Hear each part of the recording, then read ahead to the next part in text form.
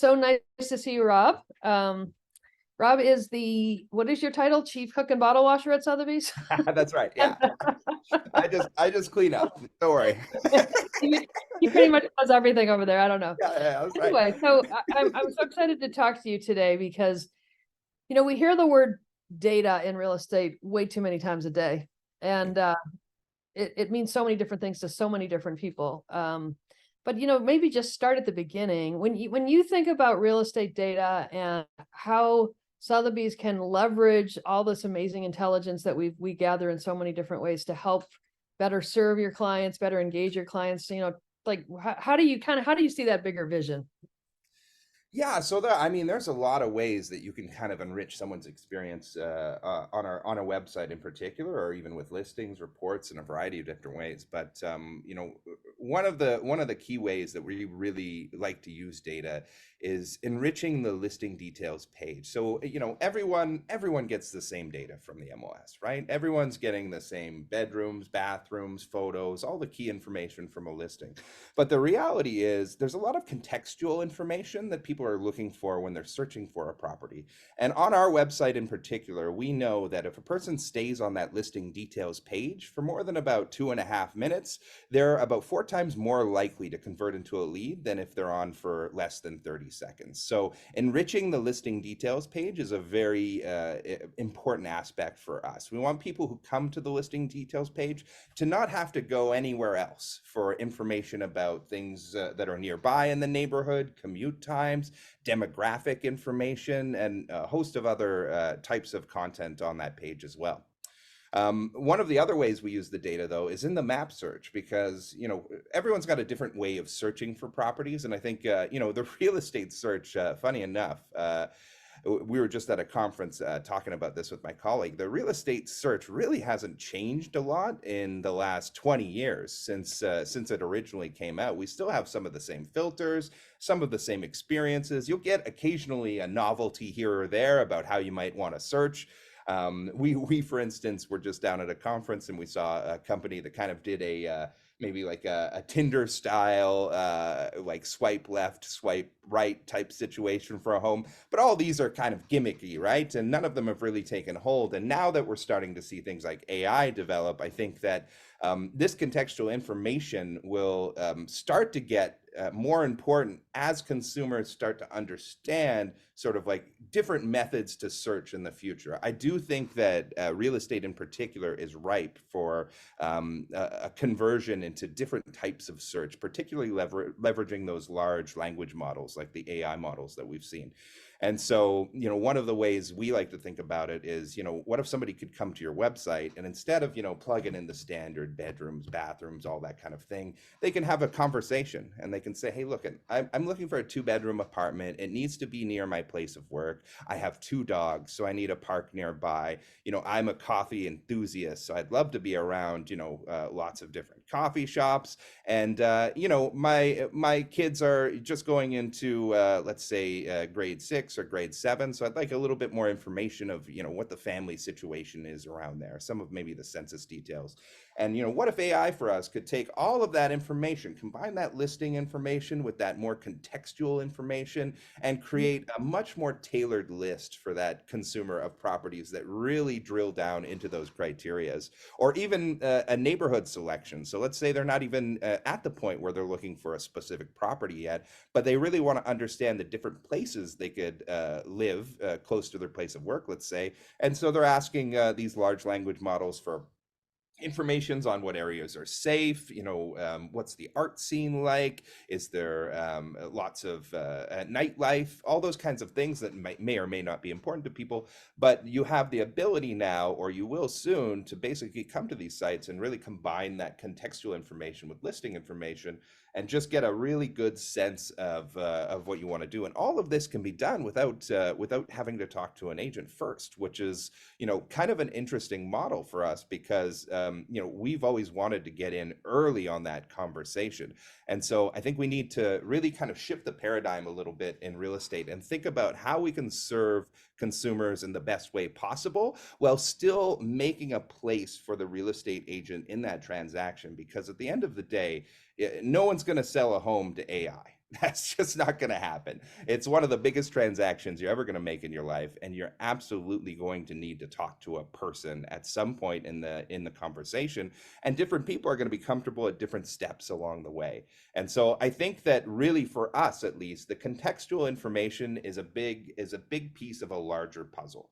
We want to make sure that we're prepared for when consumer search habits, I think, inevitably will change in the future. But for right now, we also want to make sure that we have all the information that might be relevant to a consumer to make a decision about where they want to live. Because if we don't, they're going to have to go somewhere else. And maybe that somewhere else they go is better at capturing that information than we are. And so we'll miss that opportunity to have a relationship with that client. That makes a lot of sense. I just did some focus groups a few weeks ago with consumers, and underlying everything you're saying, the only word I would use is they're rabid for information. Right. But they're rabid for what specific information they want, not 3 bedrooms, 2 baths. Yeah, of course they're going to get to that, but there's a whole lot more. Like, one woman we talked to was like, I only want to look for homes that are not near power lines. The idea of customized, truly, we each create our own customer journey.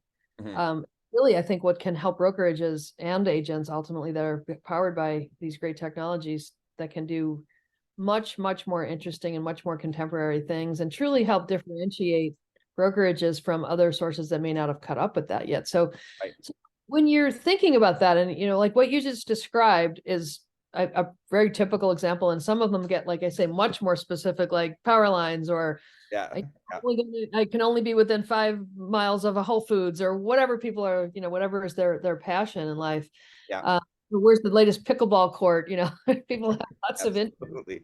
So how do you do that? Like, what data kind of are you prioritizing, or how are you finding what you find are kind of the sweet spot of the most important information to be adding to your experience? That's a really great question. And to be honest, like, you don't want to blast listing details page or even your search result. You don't want to have too much there either, because I think at some point the scale will kind of tip the other way, and people will just get overwhelmed by the sheer amount of information. So you almost need to create kind of a curated experience for people, and try to figure out what the lowest common denominator is, what some of the most common elements are, and then have opportunities for the agent to basically be sort of the intermediary. So, if you need more information about the area, to contact the agent, because there needs to be a bit of a some things like power lines are tricky, right? Like, you can look at a map, but they may or may not be able to tell you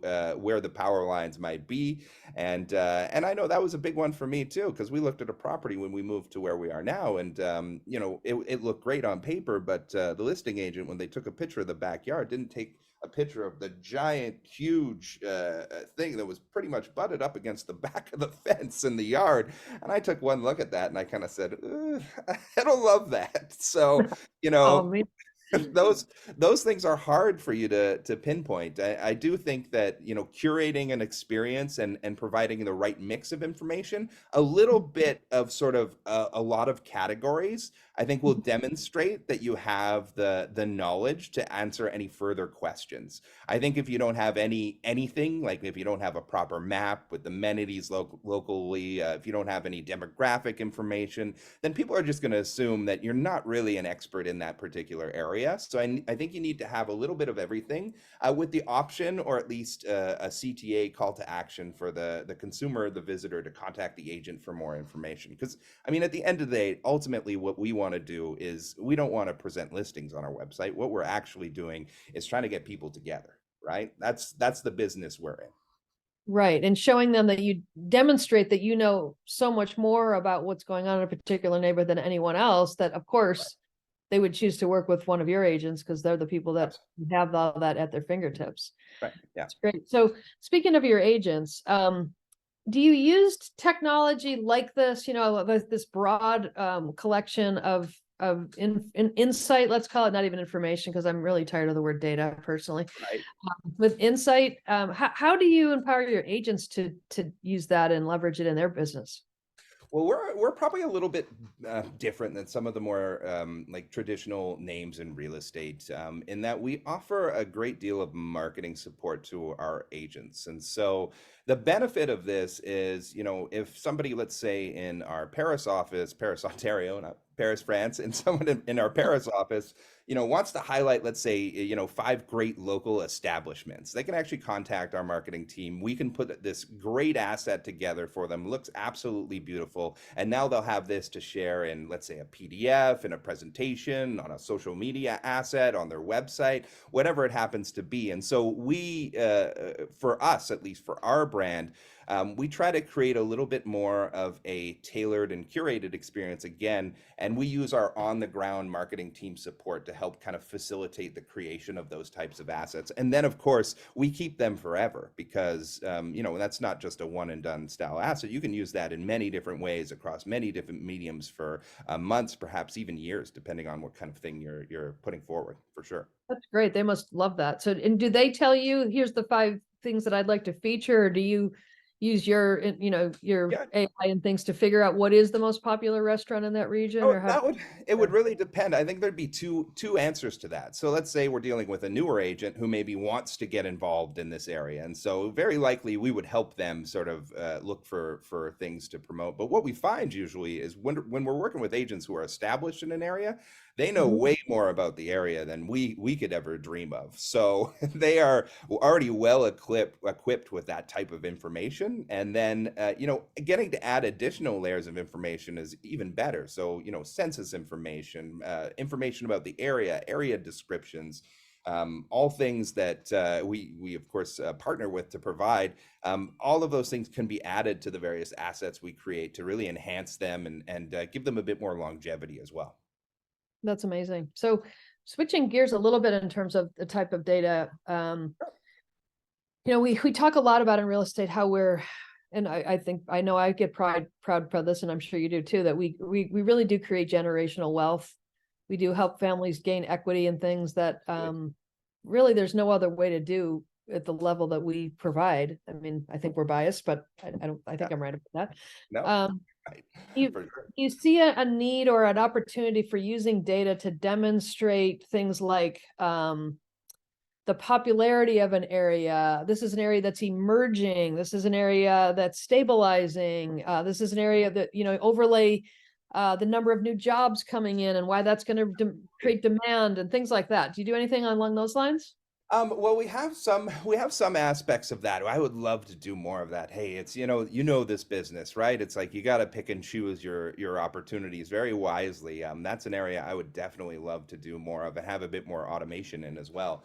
Mhm. We do this on the a map of our website. So we actually have like heat maps, and we even have like schools and catchments and things like that that really help people drill down and get a little bit more granular about the areas that they obviously want to live. I personally think there's going to be different types of people, right? There's going to be very data driven people, and they're going to want to see qualitative, they're going to want to see quantitative information. They're going to want to see, what school is a part of here, what's the grade of that school, how many amenities are around, what's the list price. Maybe they want that market data as well for the entire area. They're going to be very data driven, and you're going to have other people that are a lot more qualitative in what they're looking for. And so they're not necessarily looking for, all these data points in order to tell them they should live somewhere. They're looking for, other people talking about the neighborhood. They want to hear what the agent has to say about the neighborhood. They want to see a video about the coffee shop down in the corner and how it's family owned and it's been in the neighborhood for 30 years.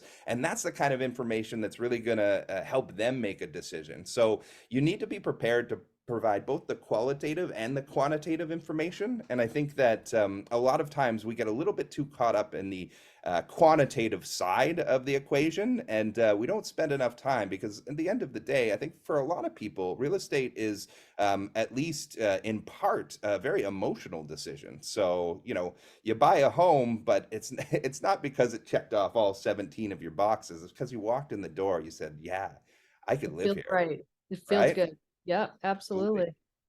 So let me ask you a practical question. Sure. Many brokerages that we speak to these days are I would say sort of constricting or cutting back on budgets with tech, and they're kind of like, let's, Yeah, we don't know exactly what this storm looks like or how long it's going to last, but we're going to try to exactly. ride it out. It sounds like you guys are investing in doing some really interesting things. Tell me how you prioritize this type of work over other things that you might be looking to cut back on. It's always a balance, and I won't lie, there is that aspect on our business as well. But sometimes I do think the riskiest thing you can do in a market like this is play it safe. Mm-hmm. I believe that strategic investment in the right technology is always good. Now, I will say that the softness of the market, particularly in Canada, we have to be very selective about what we choose to do and not do. And this is, for the benefit of everyone, really, because if we need to make ourselves sort of look as good as we can in terms of all different aspects of our financials, because at the end of the day, we don't want to be in a position where we have to cut things. And we've been incredibly lucky and fortunate. We have not really cut any significant part of our tech stack since the beginning of this, and I do not expect to cut anything else. Now, when it comes to newer investment, that's where you have to be very strategic about what you choose to do. I think, a few years ago, you could experiment a bit more. You could say, let's give this a try and see if it works out. Now you really have to think about that, because that investment is going to make it much harder to get an investment for something else somewhere down the line. And so you really need to think ahead in terms of where are the right parts of the business that we want to invest in. And this requires a really holistic view of the organization, because one of the things I think is often challenging when you're working in a technology team is that you don't always get the big picture of everything that's happening in the organization. And so from an investment perspective, that's really challenging, because you might think your money is best spent here, but you're not seeing a whole side of the business. And I am personally very fortunate to work in this particular company, because they do a really great job of giving us that big picture and strategic vision, so that I can make better decisions in the moment and into how to execute and what vendors to partner with, if that makes sense. Yeah, it does. So and not to give away your secret sauce, because I'm sure Sure. some of your competitors will watch this. Um, but how or why does, let's call it, data engagement technologies, for lack of a better name, Yeah. how does that make it to higher up on the priority list at this point in the game? Yeah, I mean, it's interesting you say that, and again, just came back from a really great conference, the T3 conference, fantastic set of speakers, and we talked a lot about sort of the top of funnel, because we spent a lot of time at that top of funnel part, the generation of those leads. So bringing those leads in. And I think the challenge now is that everyone is getting a lot more sophisticated at converting those leads, and to the point where I think agents are often challenged, because they might not have the tools or the knowledge or the sophistication to do as well as some of these other companies are doing at a much higher scale. And so I think bringing in the right data points Mhm. into that nurture relationship is actually what's key here, because we can talk about top of funnel all day. Everyone's generating leads. We all know how to generate leads. You can pay for leads, you can invest in SEO, you can do all sorts of stuff. There's no secrets there. But I think where the data points become really interesting is once you sort of organically generate that lead and get a bit more information about them, where can you add value at different points of the funnel in terms of those data points you're talking about, so that you're starting to really build on that initial relationship and create a connection to your brand. That makes sense. So you're going down one further step in the funnel and saying, how can technology help me break through here? Because everybody's getting them at the top, but they may be just falling off because they're not doing the right thing with them once they get them. That's really smart. That makes a lot of sense. For And the sure. more that you can engage them and the more specific you understand them, the better the warm handoff is once the agent picks them up to take them home. Yeah, and one thing I really, one thing that's really interesting to me, and I've been thinking a lot about in this conference afterwards, is that, every single agent's got contacts, leads that they generate, but the reality is those leads are probably in other databases somewhere, right? They're out there in different databases, and so the question becomes, how good are you at knowing that customer? Because I think that the secret sauce of the equation is here that the person who knows that customer the best is probably the one who's going to end up doing business with them. Correct. That makes so sense. I mean, what is the number that I've heard? It's like there's 300 million leads generated, and there's 4.5 million homes that sell in America, and probably Yeah. 500,000 that sell in Canada, Yep. ish, right? So Yep. there's a lot more leads than there are customers. So how do Absolutely. you turn a lead into a much more of a warm potential to be a customer? That makes a lot of sense. And Yeah. do you take that intelligence and then connect that into CRM systems and other things to that where the agent can then engage with them in other deeper ways? Yeah, I mean, we leverage industry tools. Obviously, we utilize like a pretty common email platform, ActivePipe. I would say we do it a little bit differently than a lot of other folks. We spend a lot of time curating content in there for agents to leverage local content as well. And we also have other ways for our agents to really engage with those clients. But we currently don't mandate any CRM. It's one of the areas of the business where it's a challenging place to be because in terms of adoption and full background, I come from the technology space, so I worked in that for 17 years before joining Sotheby's, and it's a tough space to get mass adoption from everyone in because you got some people that love technology, they'll use whatever you give them, and then you got some people that are still using an Excel spreadsheet. I remember top producer, I talked to a guy and said, I'm going to cancel this subscription. I said, oh, why? He said, well, my system of post-its is really working for me. So, I got the pink ones, the yellow ones, yeah, and the green that's ones. right. For real. Yeah, just different colors of Wow. post-its. And so, I think we've gone a little past post-its now. I think most people are at least in the phone or the spreadsheet space today. But the reality is it's hard for you to get everyone to use the same technology. But at the same time, I also believe if you invest in a tool, as we do in a system like an ActivePipe, then what happens is that agents will use it once you've provided enough value in that platform that it almost becomes harder for them not to use it than to actually Right. use it. And so I think that's where you do have a little bit of control. You can't control what the agents will do or choose to use, but you can put so much value into a tool that it makes it incredibly difficult not to use. That makes sense. Yeah. I mean, think about things like showing appointment software and transaction management. Once people get comfortable, there's no reason to go anywhere else. So, Absolutely. so how did you decide, where to get the data, who to work with to get the data, how to implement it? How did that process work? And a lot of this predates me because I've only been here the last 3 years, and we've had a great partner in Local Logic, which they're a Canadian company, and I know some of the folks there. I know we've been working with them for a long time, and what I really appreciate about them is their flexibility because. Unlike a lot of companies, we actually built a lot of stuff in-house. And Okay. so, the off-the-shelf one size fits all doesn't usually work for our needs. And so partnering with a vendor that's flexible and has the capability to integrate in different ways has been incredibly helpful from our perspective.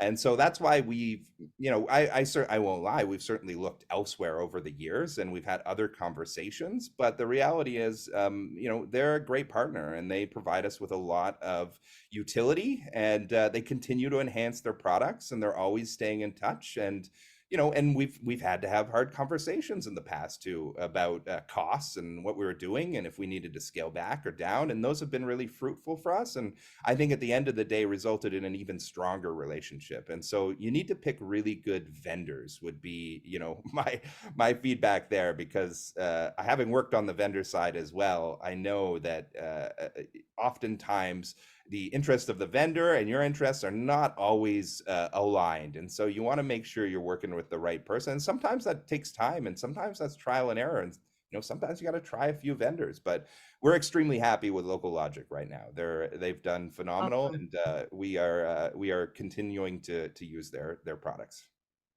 And I mean, from what I understand, they offer thousands of different types of data Yes. fields and different Yeah. different insights, right? Do Yeah. they help you figure out, okay, so I'm making it up. I know it's thousands. I don't know the number. I probably should, but I don't. Um, do they help you figure out which ones to prioritize? In other words, hey, we've seen through our data that this type of particular information seems to garner more interest, garner more engagement, garner more time on site. Do they kind of help you guide that, or do you Or Yeah, that's how does that work? That's a really good question, actually. And I would say, more so than some of the other companies I've dealt with, they try very hard to put data at the forefront of their conversations. And I Mhm. know a lot of other companies that I've looked at in the past and we've looked at as a company.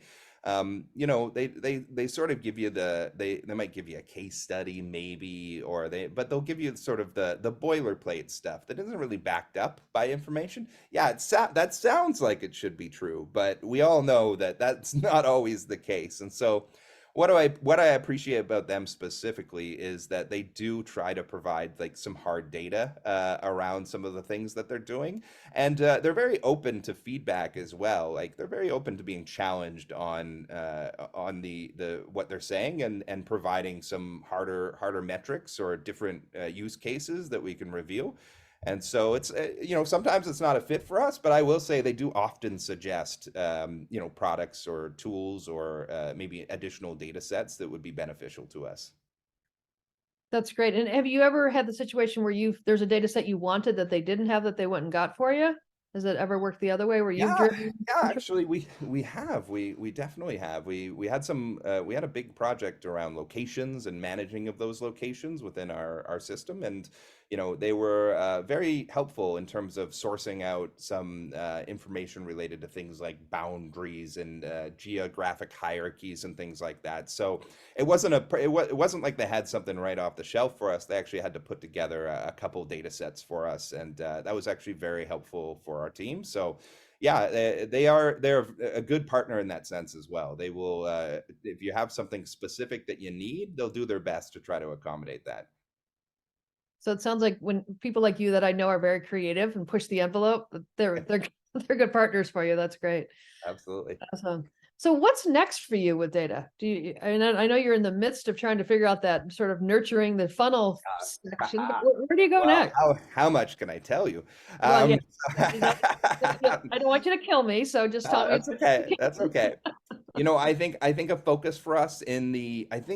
a focus for us in the new year is going to be much like we just talked about, is how can we provide more engagement deeper into the funnel, right? So in what ways can we leverage more of this information to provide those contextual pieces either on demand to our agents or perhaps through various reports. And we also want to think about after the transaction. I think that and we're full disclosure, we're a ninja selling shop, so we're very dialed into the ninja methodology.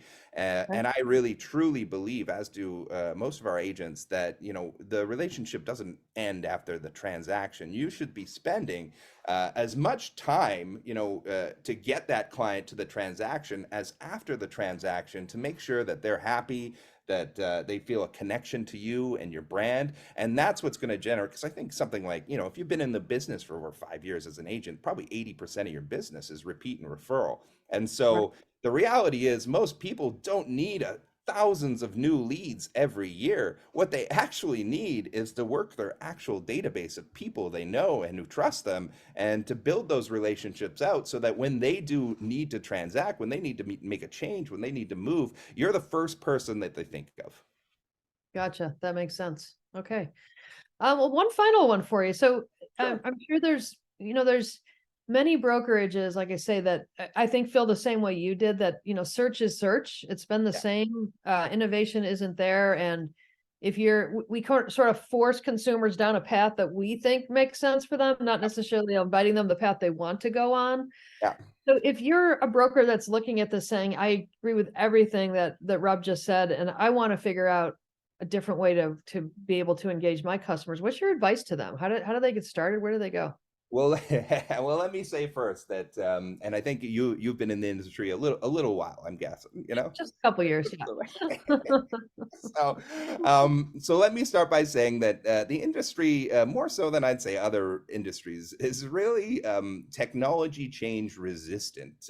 It's been impressive how many technologies have like sort of cropped up and just sort of bounced off the shields.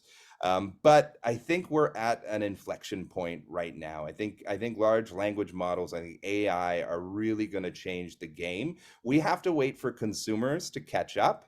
But Mhm. that does not mean we can't do the footwork now. That doesn't mean that we can't engage with vendors and companies And be very careful about this too, because I don't know how many we were looking at this slide that somebody had, and it said these are all the real estate AI companies, and then they switched on the next slide, and it said there must have been like hundreds, 400, 500 of them. I was, wow, and they switched on this, and it said in Sweden.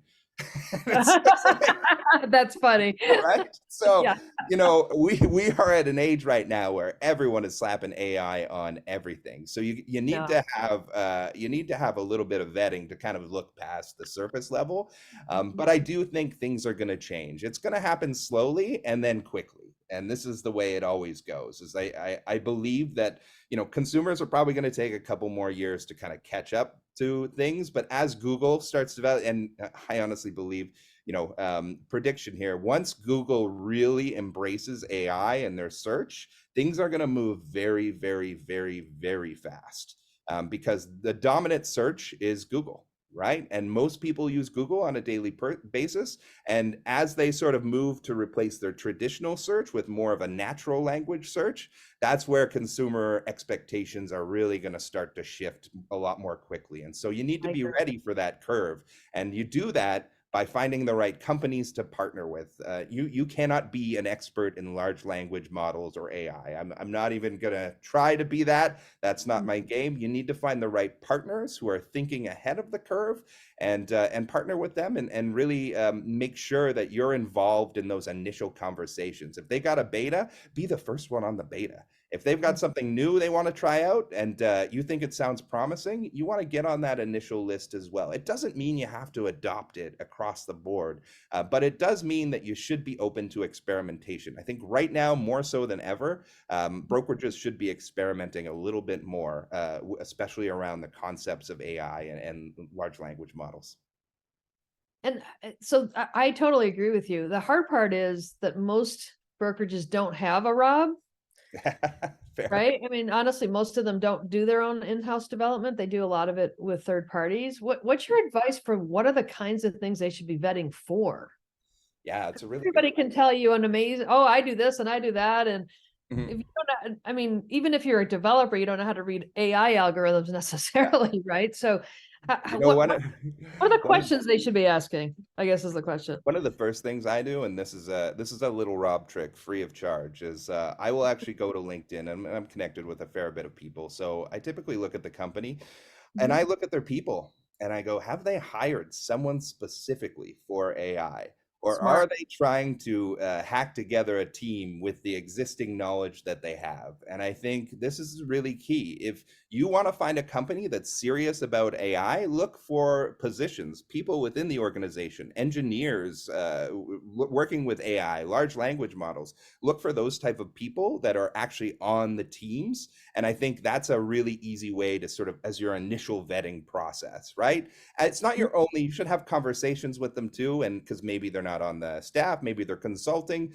But if you don't see them on LinkedIn, then you should have a conversation. So who have you brought on that's your AI specialist? Who are you actually working with on this But stuff?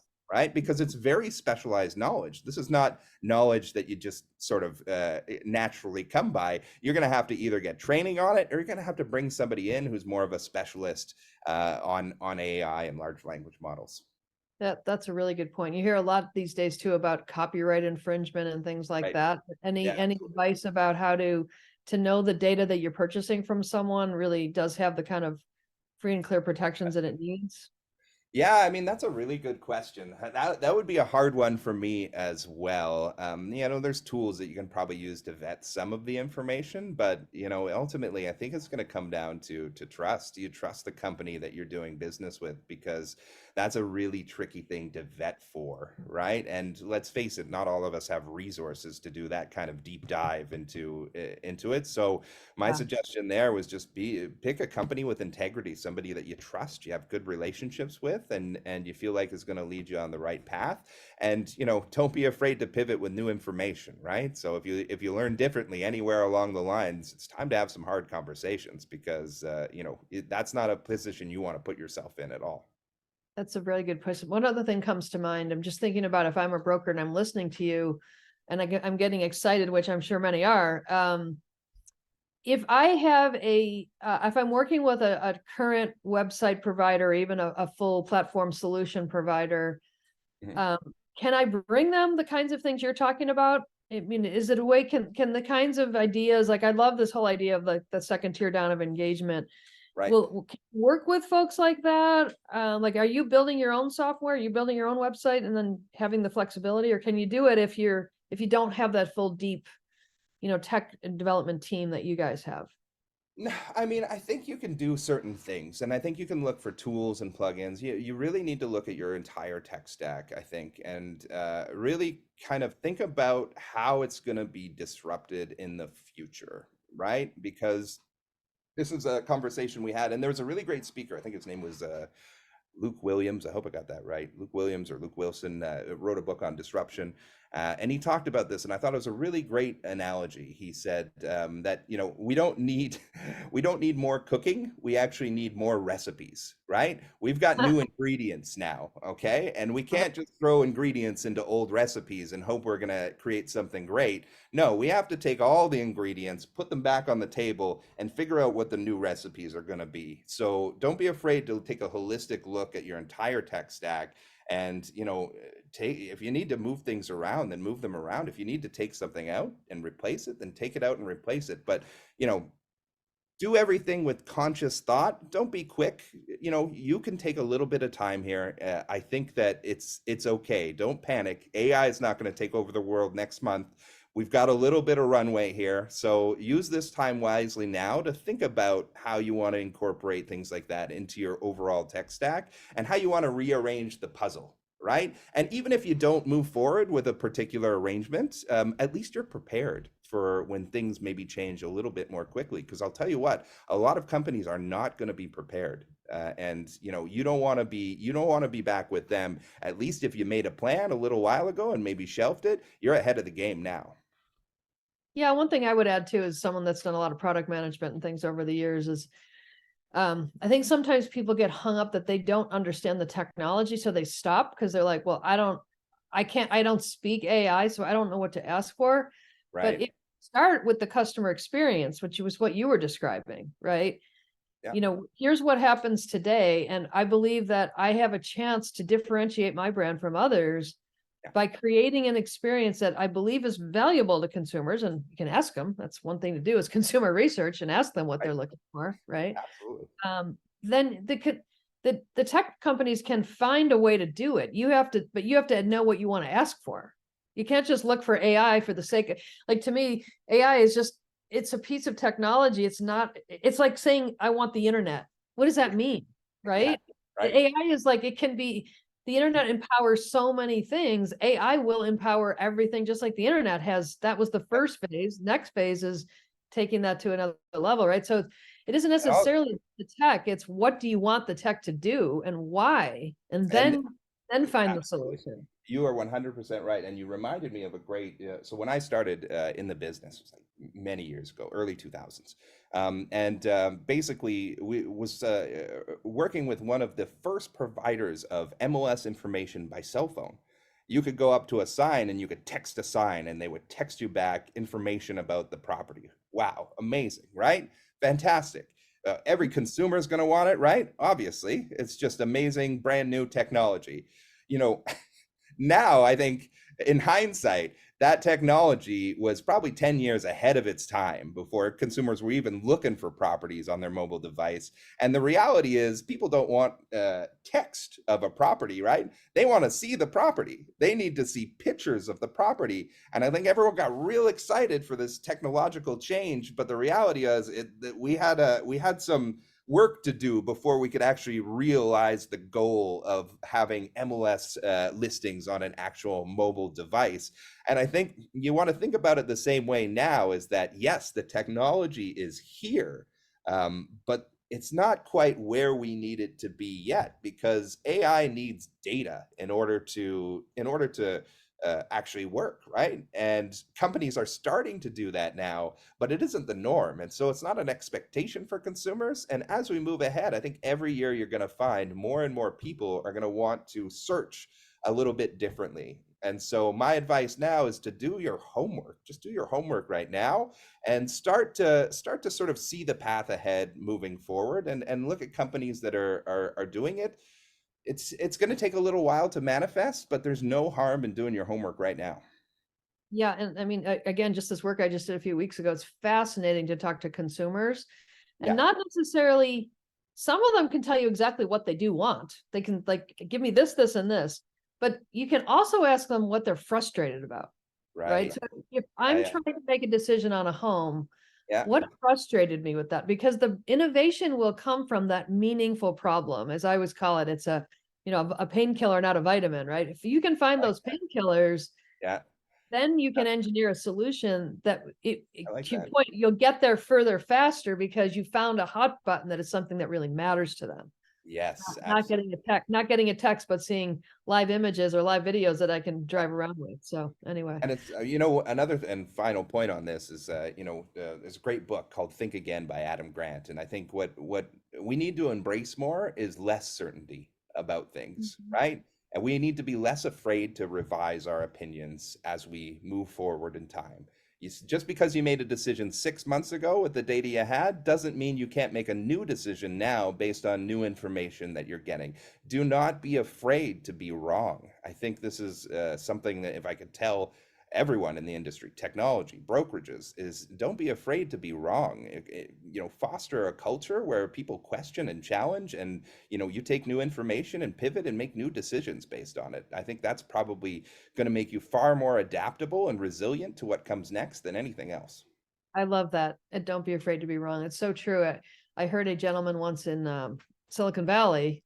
Mm, He said, I'll always hire a second time CEO who failed the first time, love it. because they just learned 1,000 lessons and Yeah. they weren't afraid to jump in and try things. So you're absolutely right. Well, this is great. Any other final words of advice for people that are looking at? I think that big data, new types of insights is valuable. I'm not sure where to go, or what, any other closing words for them about what they should do to get started?